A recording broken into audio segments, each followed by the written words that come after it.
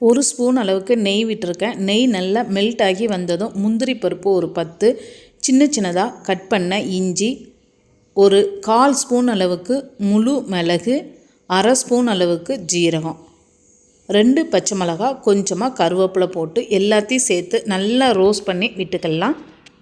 இது கூட நம்ம ஒரு 2 கப் அளவுக்கு ஓட்ஸ் ஆட் பண்ணிக்க போகிறேன்.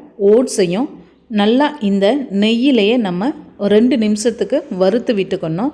நல்லா வறுபட்ட பிறகு 2 கப்புக்கு ஒரு 3 கப் அளவுக்கு தண்ணி ஆட் பண்ணுறேன். ஓட்ஸு சீக்கிரத்திலே குக் ஆயிரும், அதனால் 3 கப்பு போதும்.